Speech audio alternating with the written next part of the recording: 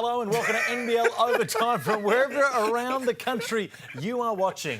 We are only 72 hours away from the tip-off of NBL 26, and now it's probably time I address the elephant in the room. As we hear the giggles to my left, unfortunately I've been struck down with an illness that would have sidelined almost any other commentator from taking part in this show.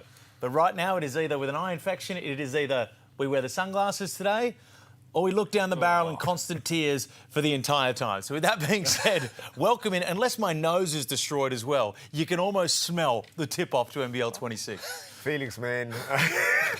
Hey, look, I don't know if you think you're one of the Blues Brothers, but you ain't on a mission from God, man. But it's good that you fighting through it, though, man. Thank you. Yeah, you're a soldier, man. Shout out Pete Murray because you've seen better days, my friend. I'm glad you're wearing the glasses. They're nice glasses too because what's underneath that isn't pretty. God forbid a man try to get a little adventurous, you know, and now I pay the punishment for it. But I'll tell you what, we're heading into the games. They're not far away. There is beef. There is personal beef throughout a whole bunch of members of our league that is just starting to bubble to the surface, the most of which Adelaide and Kendrick Davis, and it's taken yet another turn this week. I don't like how I was treated in Adelaide. It's no secret. Like, I felt like I was treated bad, and when they wanted to treat me good, it was because of the mark I made. So, yeah, I got extra spice for that. I hate some things that went on in Adelaide, and DJ hates some things went on in Sydney. It's one thing I will say, the same way he's talking all that noise, there's a lot of stuff behind these doors, KD, that hasn't been put out there, brother. So just watch your tone, bro. That's all it is. We the ones that was with you in them locker rooms, bro, we know. But we ain't gonna bash you and shit like that. We could, but you feel me? Be a grown man, bro. It's over and done with. You made your decision, you left, you went to Sydney. Be happy you going to Sydney, bro. Stop being like a bitter ex and keep, oh, they did me wrong. Nobody did KD wrong. And I'm here to first tell you that. Nobody did KD wrong. He did himself wrong. Now, when we aired that footage last week of KD saying he wasn't happy with Adelaide, my phone started blowing up with people from Adelaide saying, he's the issue. This is all on him. Where do we sit right now? Who are you talking to, man? To you guys. Oh, okay. Yeah, sorry. I thought we were done with the glasses jokes. My mistake. No, hey, look, beef. I straight away think of Biggie Smalls. What's beef? Beef is when you ain't safe in the streets. No, I'm not going to rap today. But look, Kendrick is a young dude, man, and like he should be keeping these type of things behind closed doors. He hasn't. And look, if he might be one of those kind of guys that needs to have a chip on his shoulder, to have something to kind of get himself up for, to make it extra, to get himself going. Okay, but I don't think he should have went public with it. And I'm glad that Trez came out and said what he said because you can't misrepresent what actually happened in the locker room. So Trez is there to defend the locker room, to defend what those guys all know. But like he said, he's too professional to air the dirty laundry, Pete. Well, it's not the first time that we've heard about it from KD, right? When we caught up with him after he made the move to Sydney, he spoke about he didn't like how things went down. The bottom line for me is we have some great personalities in this league. They're two of the best talents we have in the league, individually for sure, in Trez and KD.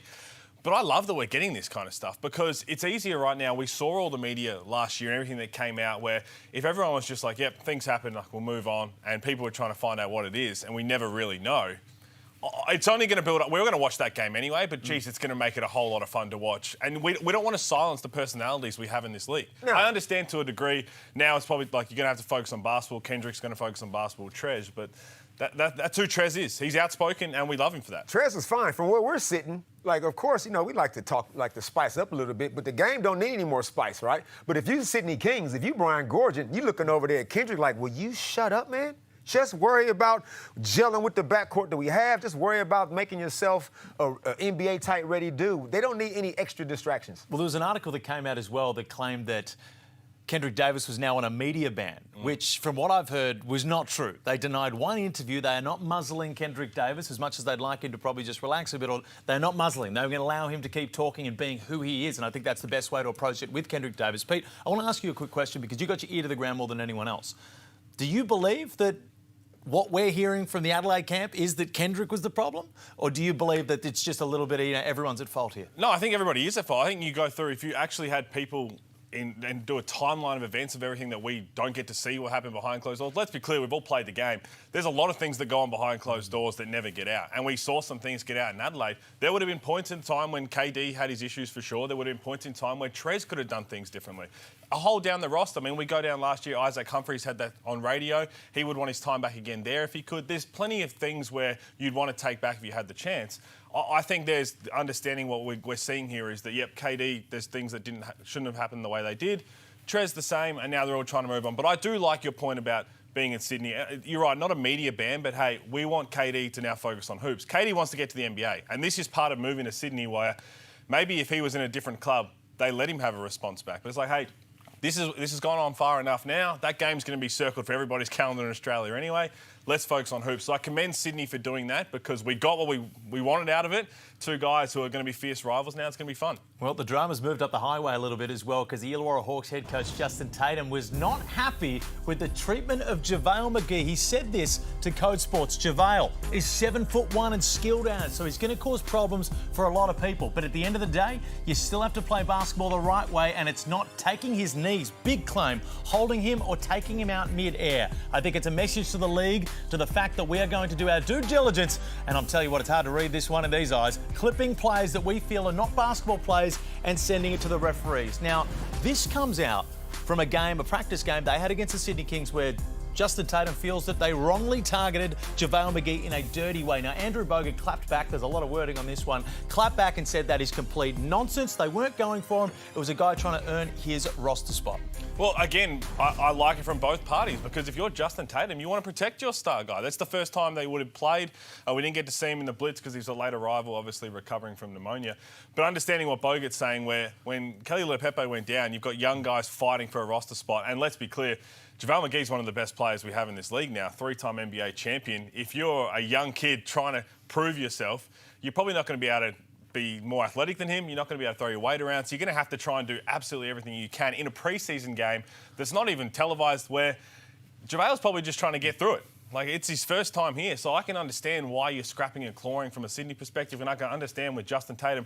He's not just doing that for that, though. He's doing that to set a tone for the whole league, understanding that... You remember when Bogues came down first to the league? It took a while for the referees to adjust refereeing the way that he went about it. The same thing now. We haven't seen a JaVale McGee for a very long time, if ever. So now we've got to understand that he needs to be officiated the right way. Are we going to assume that this Hunter kid, Hunter Goodrick? That's who we're assuming that it was based on the tweet. Maybe it is, maybe it isn't him. But any youngster who's trying to come on and make a roster spot and you're going up against a three-time NBA champion, you got to go all out. But whoever that player was, he was clumsy. It was a clumsy act. It wouldn't have been deliberate. It wasn't in the coach's instructions, go out there and take him out. But to Justin Tatum's credit, we got to protect this dude, man. We got to let the league know. Might as well do it right now because throughout the course of the year, JaVale's going to be doing some stuff and it's going to be some whinging going on, I'm sure, from a few teams. Well, that's the thing. I think I'm with you both on that this speaks to a bigger issue. Justin Tatum's a smart guy and he's done this before during the final series where he plants a couple of seeds in the media. The bigs, it is almost criminal how the referees treat the bigs in this league, especially when they first come over. We've got superstar guys that we want out there on the floor, and it's bang, bang, bang. We saw it with Andrew Bogut when he first came over here. Understand the bigs, let them be a little bit more physical with each other down there. And that's Justin Tatum just being really smart. As we said, that's him setting a precedent now for what we want to see for the rest of this league. We've got some elite big men this year, all around. JLA's back, Tyler Harrison's on the verge of an NBA, Will Magnay's healthy. All of these pieces, Edwards, we want to see them going at it. We want to see them being ultra physical. And for some of them, they're a bit longer, they're a bit more athletic, and you've got to protect them as well, so I like it. It's the all-pterodactyl team, Pete. They pterodactyls. That's not a thing. Yeah, I'm making it a thing. JaVale McGee, 7'5" and 7'6" wingspan. Jesse Edwards, like you said. Marcus Lee. We're going to see more block shots this season than we have ever seen combined. Can't wait for it. I love it. Now, I'm never going to attack a coach for protecting their player. But you got to be careful with the wording. Let's have a look at what Adam Ford had to say about Jack McVeigh. Now, it's the wording for me. We see right down there, the noise will be, is Jack worth it? I couldn't give an F if you think Jack's worth it. Now, the wording there, the noise will be. You're almost manifesting something, talking it into existence that people are going to say Jack's not worth $1 million per year. Well, I mean, there's been some online talk already about that because there's only 4 guys. I think next year will be 5 with PJC reportedly making $1 million. But yeah, I think that's going to be the noise. And speaking of Jack McVeigh at the Blitz about it, he doesn't care. He understands what the pressure that comes with that, but he's just looking forward to playing basketball. Bottom line is, you are worth whatever a team's willing to pay you. And that man is a Larry Sangstock medalist. He's a champion. He's playing the best basketball of his career. Cairns wanted to pay him that much money, so good on them. And now whatever he delivers is going to be the best for it. Rap for Jack McVay. He ain't losing a wink of sleep because he's sleeping on a pile of cash. That's why. So he's earned his dough, and we're going to get to the point where it's going to be normalized. We're from an older school, me older than what you are Thank from. you. But Jeez. the money wasn't always like it is now. This is great. I want everybody to be able to get as much as humanly possible, so good on them. Do you think Jack McVay, in terms of pure basketball, is worth $1 million to the Cairns Taipans? 100%. To the Cairns Taipans, yeah. Yeah. So you reckon he's $1 million players in the exact same category? He will give you the same production that a PJC, Bryce Cotton, these guys will give you. Even if I say no, I can't doubt Jack McVay, because how many times has he been doubted? People are like, he can't go to the Olympics, and he just proves them wrong. You're not an NBA player, gets a two-way deal. So any of the people that are doubting him right now, he's going to prove you wrong. So until he goes there and doesn't live up to that, you have to back him. It's a lot of money. Tell you who else is on a lot of money? Mason Jones, who did not disappoint in his first outing albeit it was an exhibition game. 7 of 10 from the three-point line. He was dishing, diamond, playing good defence. If you were a Perth Wildcats fan watching this game, you could not possibly be more excited about the player you've got. I'm not a Perth Wildcats fan, but I was watching this game on mute because you guys was on. Now, only kidding. No, you guys did a good job. I wasn't. Now, look, Mason Jones, this dude is a proven bucket getter. G League MVP. 7 triples he knocks down. That's no accident. Anybody knocking down shots like that, he's the kind of guy that John really wants. A scorer in the backcourt. He's a bigger guard, too. So he'll be able to get down into the key, create some havoc, bring his teammates into the game, and I like his personality, Pete. He's a bit of a showman, and we can't have enough of those. Yeah. I am all in on the Perth Wildcats this year. Obviously, Mason Jones really puts them over the edge for me. I think they are the most complete roster in the league. I looked through it all. Mason Jones, he didn't just shoot the 3-ball well. He shot over 40% his last 3 years as well in the G League, I believe. Had 5 or 7 assists, 5 rebounds. He was defending as well. You talk about the attitude. You follow him on social media. He's doing all the work. There was a Perth fan who tweeted they saw him going out for a run on the road. Like, this man is just living and breathing it. He's enjoying it. But they are so complete. My only question for them is their backup big depth. Outside of JLA, David Aquera looked good in the preseason. Obviously, Wagstaff will play minutes there. But I think we'll see more of Christian Doolittle in the backup 5 playing small ball. And there's only 1-2 matchups where I think that hurts, and that's Tyrell Harrison and Isaac Humphries, because they're the only back-to-the-basket bigs we have who are going to make post moves. This Wildcats team are the championship favourites for me. They've got everything. They bring in Christian Doolittle, bring back Doolittle, Windler, JLA, Sunday Detch, a perimeter defender, Lat Mayen, Pepper, Henschel. It's all there for them to go and win a championship. It's a tough one. I think I have to give the Adelaide 36ers based on purely just the absolute firepower they are putting out on the floor out of respect for what they've done. I've got to put them as the championship favourites. But John Rillie, as a head coach, I think, and maybe this is just me, I've floated this opinion elsewhere, I think the way that he coaches, he is a basketball brain, X's and O's nut. Him on a team without Bryce Cotton, I think it's going to be better for him as a coach, and we're going to see a better version of John Rillie this year than we have in the past. And that is no knock on Bryce Cotton. It's actually a compliment to how good he is, because sometimes you've got to throw away the whiteboard and say, you're a superstar. Just go and do your thing. How long has John Rillie been coaching Perth? What has he done wrong in Perth? Except go to the Final Four every single year. It came within a late foul call and a free throw that kept him out of the championship series last year. John Rillie has done a magnificent job with whoever is available. He missed some time with Candle Pinder. They still go to the Final Four. Bryce Cotton gets hurt and misses some games. They still go to the Final Four. John Rillie ain't the issue. He is doing a great job over there in Perth. All they got to do is just work out how to manage all that talent. One thing I will say is for all the fans there was a lot of outrage online when Bryce left and it took a while for them to sign. I'm not saying you've got to take it back yet. It's pre-season. We'll see what the Wildcats go on to achieve. But just make sure when that time comes, it's as loud as all the hate was, because the management got it done and they've constructed a very, very good roster. We'll see what transpires. Apologise now. I want to hear it now. The apology is due now. JLA, Mason Jones, they are good enough to survive post-Bryce Cotton. Now, an import who we're not going to see is Ashton Hagans for the Cairns Taipans. This one was a bit of a circus. I'm not sure. I've got a couple of sort of little tidbits of information about what happened, but Ashton Hagans never actually made it to Australia. That's the way it goes sometimes. Like, everybody can't be here in Australia when you recruit, right? Everybody is somewhere else. He's not living in Melbourne. So, look, whatever happened, visa, whatever happened, he couldn't make it. That's okay, because they replaced him. Just like that. No waiting around. Andrew Andrews is the guy coming in, and he's also a bucket. He's a scoring guard. Adam Ford is fine. The big issue for the Cairns Taipans is the Sam Wardenberg injury. That's the issue. That's the guy that's kind of irreplaceable. And you can't just, there's no 6'9", 6'10" dudes just wandering around the streets of Kansas. It's a really, really tough setback. And Sam Wardenberg, he just hasn't had a good run at it. Coming off an all-league Puerto Rican season. Last year, he missed out on Summer League. He's been dealing with concussions. The year before that, he was injured, missed out on Summer League. Finally, he's ready for a breakout season and gets sidelined with this. It's tough break for the kid. He's a tremendous talent. But yeah, they pivoted quickly, and they've probably gone and got what they needed in more scoring in Andrews than Hagens would have been. So we'll see what transpires. But, geez, Cairns need some luck. Is it true with Ashton Hagens, the stuff that I've heard, that they tried to contact him, but they couldn't get a hold of him for a long time? Well, I didn't hear that so much as the visa issues came from his playing in China, and that was a couple of weeks ago, but it not transpiring past that, and we're getting 3 days out from the season.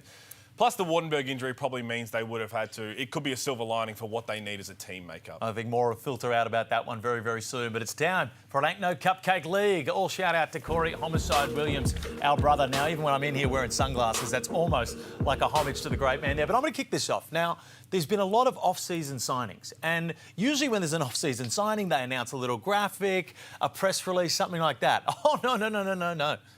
When Peter Hooley signed with the Dabble, a betting agency, have a look at the masterpiece that was presented from there. Fans are going wild with the news that Peter Hooley is coming home. Oh, what in the AI slop is this? That's not even Pete. Was that you when you were 19, Pete? That is filmed on location, man. They flew me out to LA. Oh. They filmed on location. That mural is actually in my hometown of Hahndorf. So you're saying that wasn't AI slop? That was all... That was real. OK, well, if that was real, let's have a look at the spelling on Peter Hooley, welcome home. Let's have a look at this. Certainly not AI right there. He is coming, homie. There we go. Pete. The homie's back. There we go. I'll tell you what, He's back. bloody good to be back, I tell you what. Is that what you've got? That's all I got, That's all you've got. OK, well, I've got something now. You're our fearless leader. You are our fearless leader, Felix von Hoff. And Damon, we all achieved some very minor things in our careers, right? But I went through the archives and I was thinking, because he recently retired. Yeah. And a lot of people were saying, well overdue. And I was like, no, he's got more in his legs, but he's decided to hang them up. I went back and watched footage for hours all through the archives, and he stands alone in the record books as a single player to have only ever achieved one thing. You know what that is? What's that? Bookending your career with bricks. Have a look at his debut. Skip pass. Here's Von Hoff. He's not shy. He's cranking up shots. That's none of 3 from the field. His NBL debut. Anderson. He tries like again. So that was his debut. And then we thought, OK, well, that's how he's going to start his career. This is how he ended it in the NBL 1 South Grand Final.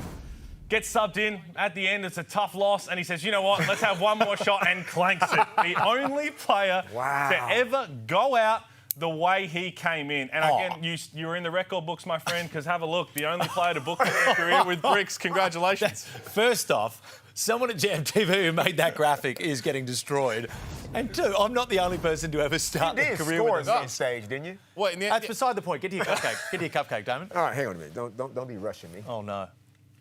Oh, you do have sunnies. So, now look, this came across my desk, some TV show, Channel 7, I think it was. The Chase. I don't watch it myself, but people tuned in, and this is what they saw. Bryce Cotton played 9 seasons for which NBL club? Tigers. Stop the clock. Bryce Cotton played 9 seasons for which NBL club? Basketball's not my sport. Not mine either, but we'll go the, what's your New South Wales team?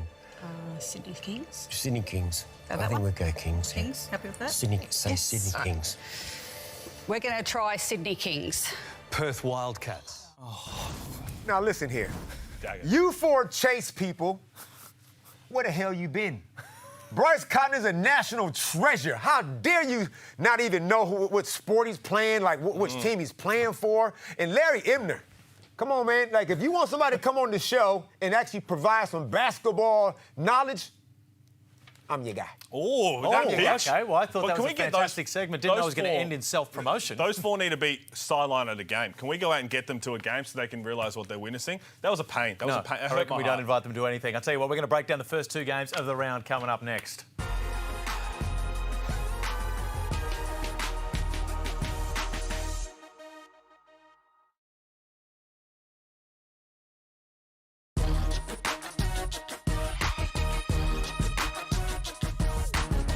72 hours till they throw the ball up in Tasmania to familiar rivals Melbourne and Tasmania, but it'll be a little less familiar for Tassie because Milton Doyle, for the first time in their organisation, will not be in a Jack Jumpers jersey. He's going to be over there in the dirty blue of United, according to their fans. How's that going to feel?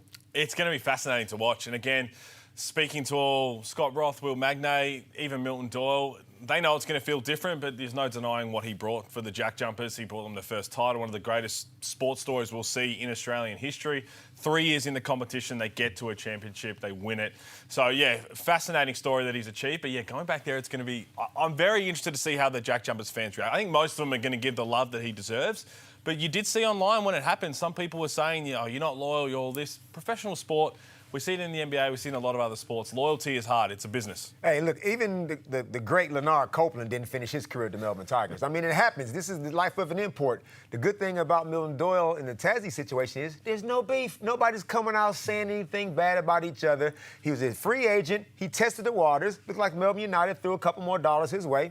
Good on Milt. I'm looking forward to seeing a more explosive version of Milton Doyle. And here's what I think the Tasmania Jack Jumper should do for not only Milton, but also for Fabian Krislovic.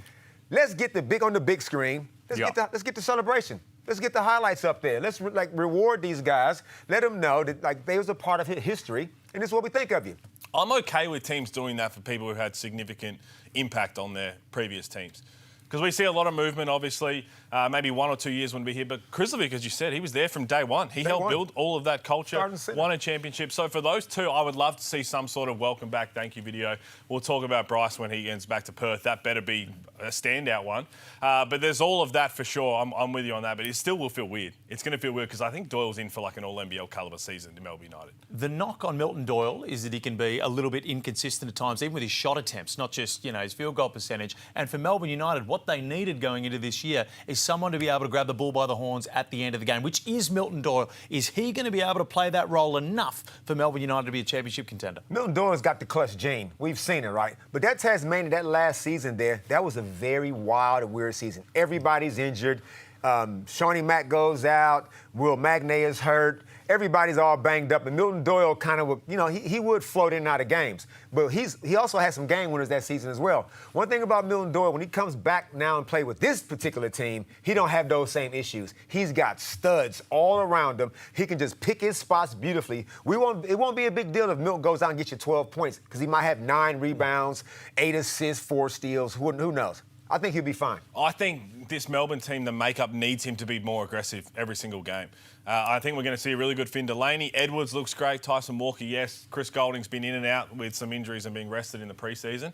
But Milton Doyle is the one who's going to have to be their leading playmaker. He's going to have to do it night in and night out because they need to be able to keep ticking the scoreboard over, and he'll lead that. With that being said, can Melbourne United win the championship, not just this game, without Milton Doyle? With Milton Doyle is the exact same as he was last year in Tasmania. Some big games, some, 4-point games. Is that going to hurt Melbourne too much? Do they need to step up from what Milton was last year? I think that depends on the health of the rest of the team. As we said, Chris Golding's been in and out. If he's picking up where he left off, he's been unbelievable last year, one of the best seasons of his career, then maybe not. But if there's some injuries, guys being rested, Shaley, whatever that is, no, I don't think they can. They're going to need him to be a consistent, aggressive threat, which I do think he'll be under Dean Vickery. How many points are we talking? It's not the points, though. It's the playmaking. I don't care about how much he scores because we see he's a facilitator. I want to see 2 feet in the paint. I want to see you not just swinging that ball, really try and make things happen every single time you get a touch. 0 points, 1 assist. We got 2 feet in the paint every time, David. Yeah, he's going to anywhere between 12 and 15. Yep. Yes, Melbourne United can win the whole thing with Milton Doyle averaging 10, 12 points. There would be some big games from Milt. There would be some clutch performances from him. But look how deep they are, like you say. It's going to be one night, Tyson's just going to dominate. Finn's going to dominate. Jesse Edwards everybody's going to contribute. That's the beauty of NBL 26, the overall balance. Nobody has to be an all out and out 25, 30-point scorer. What about, of course, we know that Melbourne and Tassie, they're going to be right up there. New Zealand and Brisbane are 2 of the real live wires for me this year. I believe one of these teams has the chance of sneaking into the top 4, and we're just not going to expect it. Yeah, the New Zealand Breakers winning the Blitz. Hopefully there's no curse there because normally if you win the Blitz, things don't work out too well in the regular season. But the Brisbane Bullets are a fascinating story. We haven't seen them, obviously, rolling at everybody at full strength. They played a preseason game against Melbourne, lost by 18 again. Freeman Liberty didn't play that game. Tyler Harrison, we're expecting big things. He's one more improved season away from an NBA opportunity. He was right there for a two-way with the Denver Nuggets. So they're a fascinating watch. The jury's out for me on the Brisbane Bullets. What they can achieve, yeah, it can be very, very high, they have lofty standards. But from the New Zealand Breakers, the PJC rib scare, they were in Japan. They subbed him out for all reports with just being cautious. They need PJC, obviously. Brockington, Menenga. Yeah, I just like the underdog mentality from New Zealand. I think with Brisbane, they're gonna benefit from not having as much depth as everybody else. Everybody else got so much talent on their team. We got to get some expansion talks going. Not today, but we got to get more teams in the league. But Brisbane Bullets going to be able to play their 3 imports, all studs. They're going to be able to play those guys 32 minutes a night.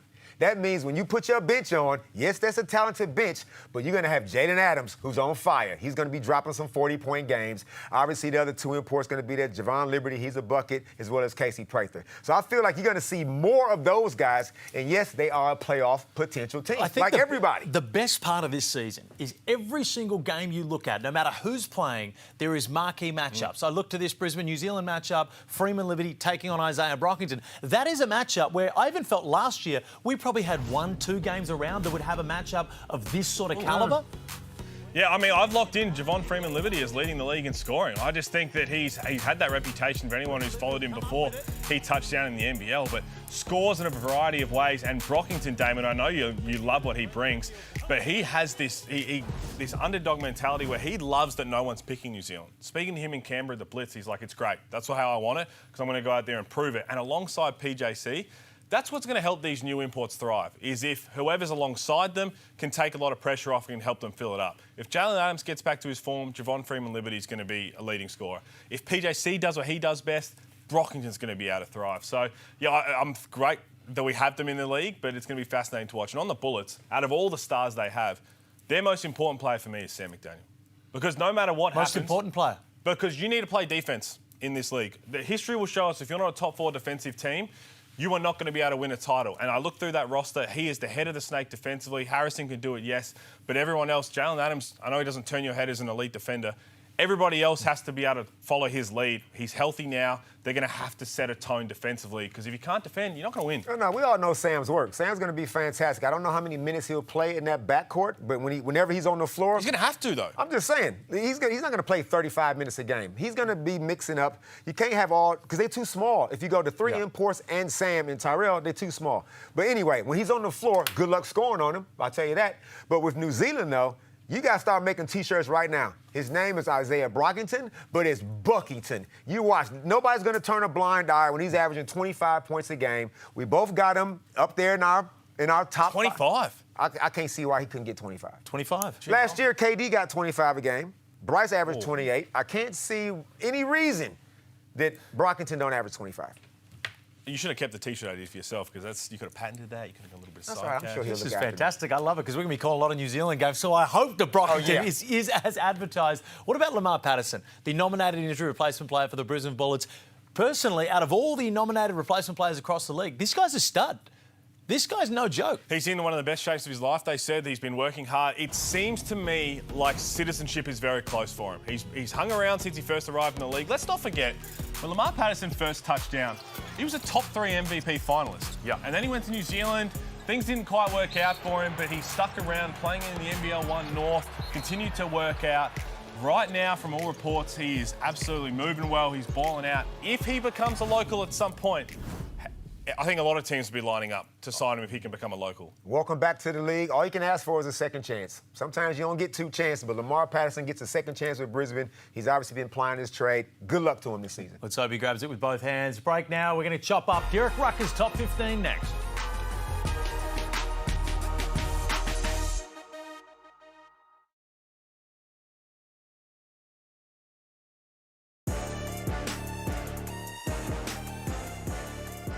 If I'm being honest, because everyone knows I'm an honest person, I had a lot of fuel to my fire.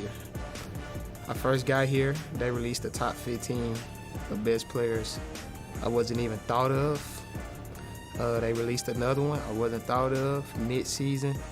I was kind of thought of, I felt, but just, yeah, he's just playing good. We'll see how he finish out the year. Then my whole time I was looking at Bryce like, that's who I need to be better than. Since the day I stepped on this, in this league. Got good news and bad news, Kendrick. You're on the list, but you're number 2. Bryce Cotton, unfortunately, because we know how much of a competitor Kendrick Davis, he'd still have himself at number 1 on that list. But guys, as we break this one down, I love to go at Derek Rucker. I love it because he can take it and he gives it back just as well. But to me, the list looks pretty spot on. I don't have an issue with it. I mean, and you know, Lord knows I like having an issue with Derek Rucker, but I can't argue with them top 15 guys. You could have another 15 guys up there. There's no wrong answers. Obviously, Bryce Cotton is the top of the tree. MVP, reigning MVP, so of course he's at 1. There are no surprises. We got a couple of new faces there. Admiral Schofield's down there at 14. He obviously impressed Derek at the Blitz in that one game. JLA comes back into town. We know his work. That wasn't a shot. It sounded like it. It definitely sounded like it. A lot of those guys up there, the majority was in all NBL teams last season. Montrez is your 3rd best player in the league? I got no problem with it. Oh, I asked you a question. I'm not doing a list. I don't have a problem with that hit Trez at 3. I'm not doing a list. It is really hard to do it with the new imports, right? Because if you haven't seen them, and again, I'll harp on this. I think like 4 years ago, I had to do a top 20 in the preseason. And Tyler Johnson, who had played over 500 NBA games, had him at like 15. And geez, you copped some heat for that, saying he was in the NBA for so long. It doesn't always translate to the NBL. And I saw people talking about that even with Mason Jones, understanding like, why is Mason Jones on the list? And I'm sure Derek's saying, well, we haven't seen him play in the NBL yet. That list is going to look, the top 4, 5 probably will be similar by the end of the year in terms of they'll definitely be on there. But there'll be a lot of new names on there by season's end because you just don't know who's going to translate. You don't know who's going to be able to stand out on that team. You look at some glaring omissions, who's unlucky to miss out. Delhi was fantastic in the championship series last year. JaVale McGee, probably going to find his way in there. We haven't seen an import of that calibre come into the league with everything that he's achieved. Mason Jones will end up on that list. It is a really, really tough thing to do. I would have probably, the only one with me, I would have had Christian Doolittle a little bit higher. I think Christian Doolittle's a stud. Where would you, so if you put Christian Doolittle, where are you putting him to? I need to go back and see the list. Okay, what about, I'll put this one to you. The only one that I really jumped out to me and I said, okay, well, I'm not sure whether that one really passes the pub test, is CG43 behind JLA. Now, I'm going to assume that's because JLA has played elsewhere, but from what we've seen of JLA, he's going to be an absolute dominant force in this league. Chris Golding is battling Father Time at the moment. He's going to be another year older. I just don't think you can make a case for JLA being below CG43 in that one. CG was outstanding last season. We haven't even seen JLA play here in a while. So, I mean, to be one spot behind him, Chris lit it up, man, in the semifinals, in the championship series. Look, we're just picking hairs. We're just looking for little things. That's what we do. Don't get me wrong. We would love to take strips off Derek Rucker. I just can't not fault that list. And anybody that got a problem with it, put your list forward. But as you said, Philly, where I put Christian Doolittle, I'm looking at that, I'm like, well, Casey Prather's in front, but Casey Prather finished the season as an MVP candidate, so that seems about right. Then it's Tyler Harvey. Dude just won a championship, so he's understandably right there as well. JLA, one of the best big men in the comp. You can justify everything more so than you can probably question it. That's what I said. Yeah. Oh, no, I know. I'm just doubling down. Oh. Bryce Cotton at the top of this list. Do you think there are so many mouths to feed in Adelaide? He hasn't had this issue in Perth. Do you think that we're going to see, and this isn't a knock, again, people try to find fault with what you say whenever you bring up Bryce Cotton. Are we going to see a statistical fall this year? Maybe more wins, but we'll see a statistical fall because there are a lot of mouths to feed in Adelaide. Now we're talking. Now we're talking. Now, Bryce averaged 28 last season, went on the most historical run of kicking ass we've ever seen. Now, you got Trez, who's got averaged 20 points last season. You got DJ that can get his 20, 30 anytime. You're right, there's lots of mouths to feed. And will Coach Mike Wells play Bryce like John really played Bryce? Will he play 38 and a half minutes a game? You got Flynn Cameron on the bench. You got Isaac White on the bench. It's a lot of stuff that got to work out. Would a whole team revolve around Bryce? I say no. I don't think Bryce will average the numbers he did last season. Do you think there's a world then when Kendrick leapfrogs Bryce on this list in particular? For the mid-season? Yeah. Mid-season, because he doesn't have the list at mid-season. A top 15 will come out mid-season during the year. Do we think Kendrick Davis ahead of Bryce Cotton? No, and here's why. Similar situation in Sydney. Kendrick Davis is a ball-dominant guard. He ain't going to be ball-dominant in Sydney because Matthew Dellavedova's going to have the ball. And the way all those scores they got, he's going to be a similar situation. There's no way he's going to average the numbers that he averaged last season. If we got a little bit of time after this, I think Dellavedova is quite happy to take a little step to the side and allow Kendrick to continue to get his numbers. But along with that, we're going to break down the rest of the round one games after the break.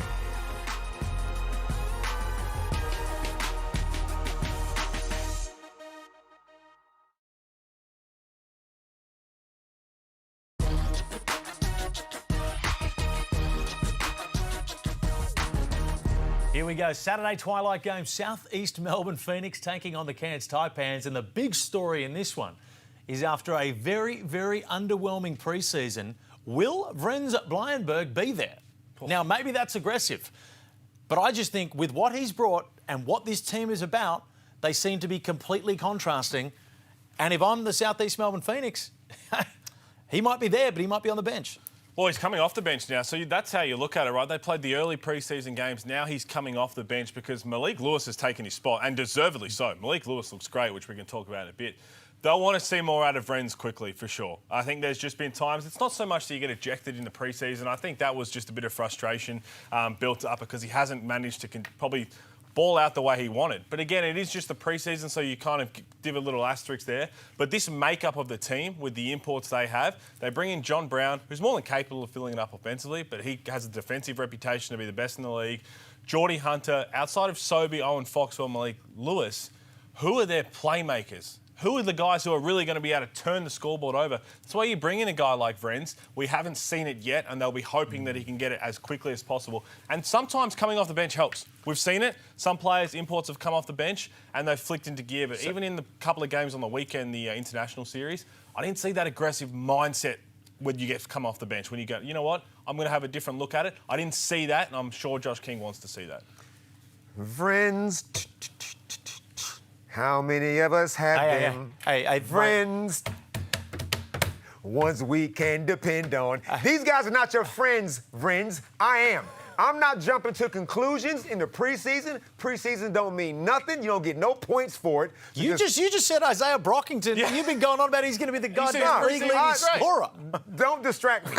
Don't distract me right now. Vrens will be fine. Like, until that happens, you guys already got him one foot on the plane. Until what happens? I think he's going to be okay. I need to see more. I haven't seen enough just yet. A couple of practice That's all we're saying. games. We need to see more from him. No, Phoenix got him already at the airport. We're just saying we need to see more from him because he hasn't lived up to I'm saying I've seen enough. I'm saying I've seen enough. You can't get rid of someone off preseason. That's Calm down. You're familiar with the work of the Adelaide 36ers in some of the previous seasons? They sent some people on the plane. But again, when we talk about this, it can sound rude and mean, but it's not. Vrens Blyenberg could go to another league and be fantastic. He could go to another team in the NBL and be fantastic. It is not a knock on his ability as a basketball player. It is not a knock on him as a person. It is his fit within that Josh King style of basketball. Josh King has guys like Owen Foxwell, Angus Glover, Nathan Sobey diving headfirst onto the ball, not caring about offense. He's got John Brown III back there barking instructions like the seasoned veteran he is. With Vrens Blyenberg, he looks like a guy that's happy to shoot sort of deep pull-ups, not really get too involved on the defensive end, and that's the issue. I don't think he fits with this team, and I'm really excited about this Southeast Melbourne group. What they, albeit against Japanese B-League competition, which is still good, they were fantastic. They were barking like angry dogs on the defensive end. That has me a lot more excited for Southeast Melbourne than I was previously. I don't think Vrens fits that, and if you can find just another piece that does, I reckon it's going to go a long way into being a competitor this year. You realise Josh King recruited him.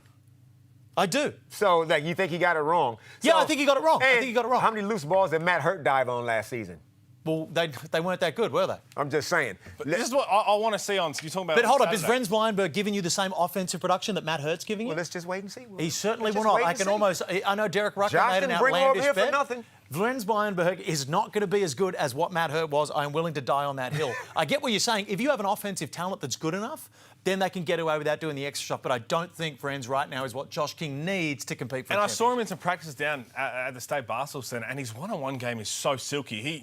They call him the unicorn when he did an NBL now with Joel Peterson because we don't have any 6'10" small forwards who are going out there and filling it up the way he does. I just want to see when you check into the game, firstly, your teammates have to help. Run a couple of plays for him, put the ball in his hands, and just be aggressive. Understand that you do have a mismatch there with your size and length and the way that you handle the ball. Shoots off one leg, these weird floaters.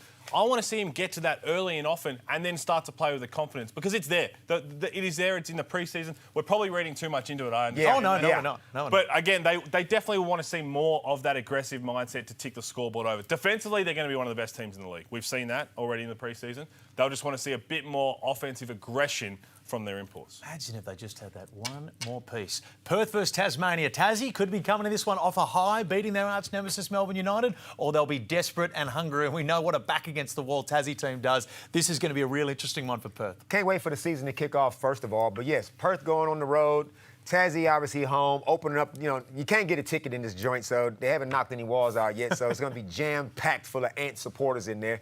And I'm just waiting to see throw the ball up in there. Like, anything can happen. Like, this is a season that anybody can lose to everybody and anybody can beat everybody. We don't know what's going to happen, but I just can't wait to see it. Well, we can blame Felix's sunglasses somehow because they're playing in Perth this game, not in Tassie. So it's going to be interesting. Right.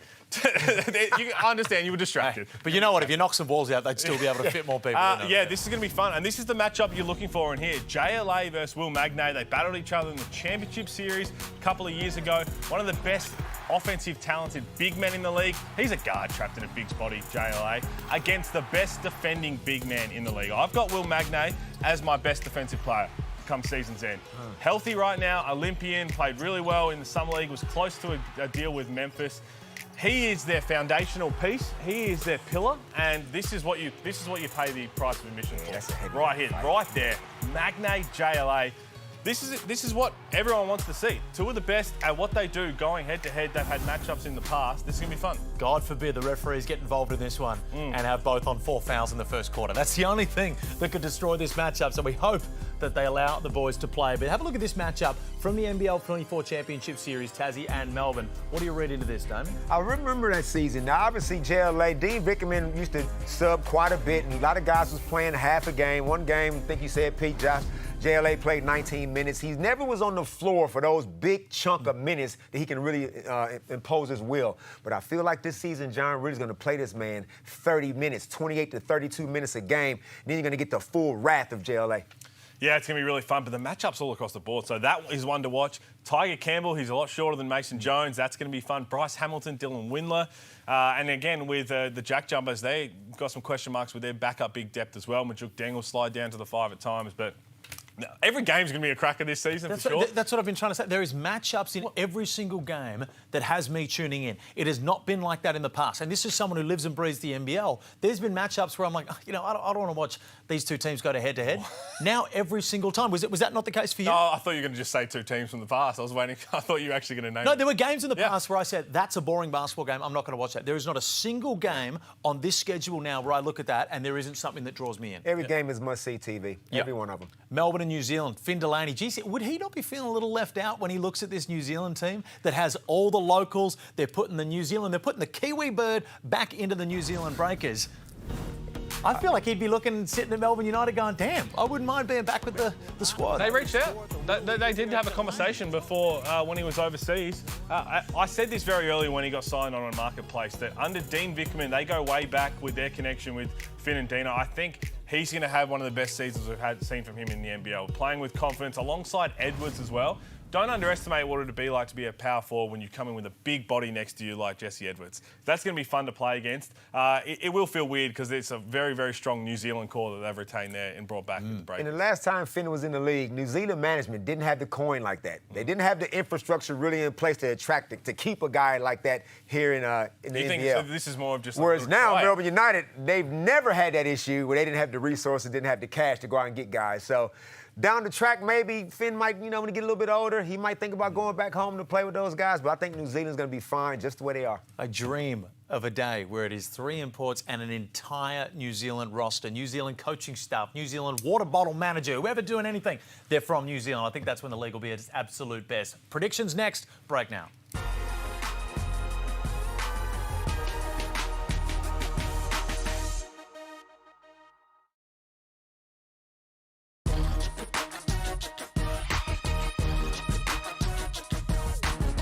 It is absolute basketball overload at the moment. Not only do we have round 1 of the NBL, we've also got European powerhouses, Panathinaikos and Partizan, Serbia and Greece, coming out here to play basketball on both Thursday night and Sunday over there against some NBL teams. It's going to be absolutely fantastic. And we're not talking European teams that are coming out here with half rosters. We're talking of a travelling party of 111 people.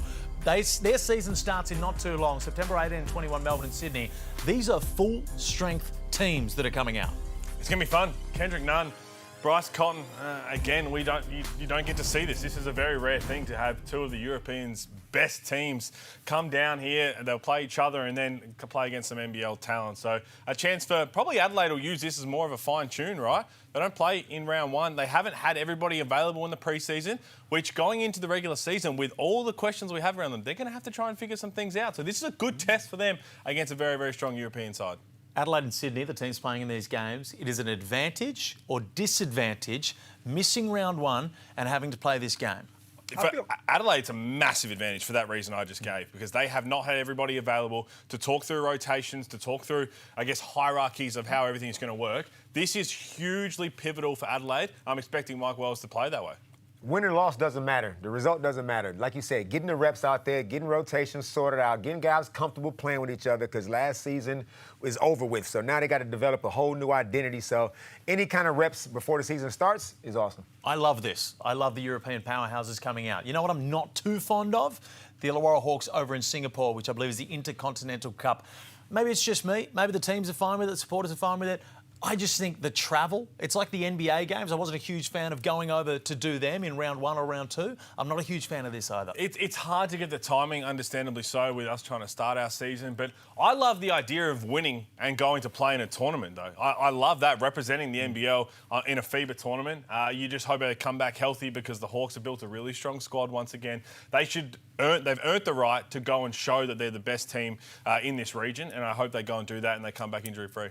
Mid-season Champions League, a la the soccer, Japanese leagues, European leagues, proper, get this one worldwide. Obviously the NBA, it's probably going to take a while to get them in there as well. But we saw the B-League teams out here, the development, sort of the partnership with the Japanese leagues is going from strength to strength. That's what I want to see. There's pros and cons. Like, you don't want to travel all that way, but it's also a good opportunity to get guys to bond, let JaVale McGee get a good road trip in. Obviously, I'd rather play him right here in Australia, but hey, that's the way it goes. Find something to do in that FIBA break. That's another thing. We're going to be saying that all year. Get rid of the FIBA break. FIBA break doesn't need to exist. It's the worst thing in Australian basketball. It's the worst thing in international basketball. Death to the FIBA break. But anyway, Pete, you weren't here last year. Definitely qualifying for the Olympics. Some poor guy in FIBA is going to get that clip with me wearing sunglasses and think, what the hell is going on in Australia? Cut the funding. Pete, we had our predictions last week of the All-NBL first team.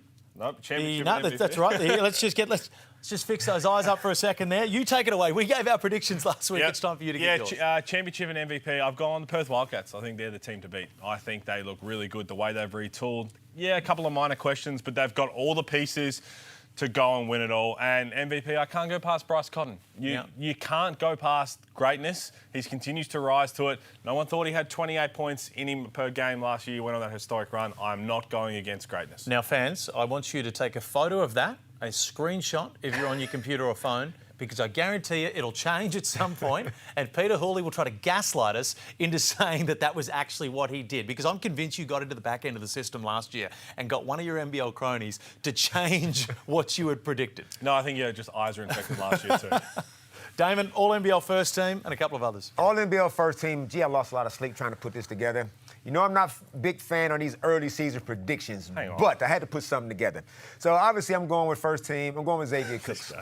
Calm down, man. Yeah. You ain't got to cry about it. I'm going with Xavier Cooks. Obviously, they better all around. They got a Tim Suarez at the 5 spot, which means Xavier gets to play more of the 4. Last time that happened, he's MVP. I'm also going with Isaiah Brockington, I've already said that. Bryce Hamilton, he's also going to be in my first team, All-NBL, as well as JLA, Joel Alachul, in my last spot. Tyler, the Creator, the defending champion, first-team All-NBL guy, Tyler Harvey. No KD, no Bryce Cotton. Hold up. This says Damon's predictions. Damon's All-Star. That has to be. Who's your scoring champ? Isaiah Buckington. Okay, Isaiah Buckington. And just to confirm, there is no in your All-NBL first team. Your All-NBL first team. There is no Bryce Cotton. No Kendrick Davis. Can we get reasoning as to why? I'll give you some reason. Yeah. I don't like making these predictions this early. But no, seriously though, I feel like it's not like I said there's no Christmas. Bryce don't have to make every single first-team All-NBL. Now, look, he's going to have some absolutely dominant performances and let everybody know he's still Bryce Cotton. But I'm just saying, with all that talent around him in Adelaide, will he be able to put up the same MVP numbers? I say no. Yes, he'll have games of 28, 38. He might even drop a 50. But over the course of the season, there's too much depth in the scoring department. So Bryce isn't a one-man show. So for that reason, I've got other guys in my first team all. That's ludicrous. Pete? Ludicrous. Ludicrous, yours. Yep. Bryce Cotton and Kendrick Davis absolutely will be there. I've got Bryce Hamilton as well. I'm high on that train. I've got Christian Doolittle. I think I said it last year. I think he's due for a massive season. Although Mason Jones might slide in there, but right now I've got Christian Doolittle and PJC. Why are we forgetting about PJC? As long as he's healthy, he is an absolute superstar. Scoring leader, Javon Freeman-Liberty. Where are you getting your... Because you, I think, have been the sort of chief pusher of the Freeman-Liberty scoring champion. Now, we know that he can score the ball. Are you saying that because he's not going to have as much competition on his team, a la a Bryce Cotton, to be able to take points away from him? Because for me, you know, Jalen Adams is going to be able to facilitate and do a whole lot of things, but are you taking Freeman-Liberty because you think he's got the least competition to take points off, or do you think he's just flat out the best scorer in the league? No, I think he's the best scorer on that team, and they're going to facilitate around him. And he scores at all three levels. Very, very crafty, gets past his opponent, and he's done it his whole career. I'm expecting big numbers. 25 a game? Yeah, let's go. If you're going to, 25.5. Okay. Perfect. You ready for mine? Yep. Okay, well, I'm going to have to read it off the phone, unfortunately, because we're a little infected. Mason Jones. Give me a yes or a no when I read these names out. Mason Jones. Yep. Happy with that? Kendrick Davis. Yep. Nah. No. Bryce Cotton. Yep. Freeman-Liberty. Just because you lead the league in scoring doesn't mean you make all NBL first. I think, okay, that's a flatline discussion. I think if you lead the league in scoring, as long as your team is not last placed, you should be on the All-NBL first team. Because are we doing this on MVP, where it's your ability to impact winning, or are we doing this on how good you are as a player? I think that's a real discussion. If they're a playoff team and he's leading the league in scoring, no problem. Playoff, yeah. So there's 4 teams that won't be. If they don't make it, do you think you should still be in there? Yes, I think there is a... If you lead the league in scoring, if you lead the league in scoring, I think there is a spot with your name on it, gift-wrapped, to be in there. JLA. 2 Perth players. Yeah. Welcome to the Perth train, man. Welcome. Welcome to the Perth train. Yeah, welcome. Mother clucker, I have been on the Perth train for a long, long time. Yeah. I had John Rillie. I was the gatekeeper of John Rillie Island. JLA will be there. He'll be there as well. And my biggest prediction for the season? What's that? Adelaide will not explode. Oh. I think it's all going to work. I think it's going to be harmony. Zylan Chetham's the man that's going to pull it all together. Oh, it's the only one way to go, and that's up. Let's tip this thing off already. God, we are not far away. Remember, Thursday night, Melbourne United and Tasmania. It all tips off. It is set to be a fantastic NBL 26. We will see you there.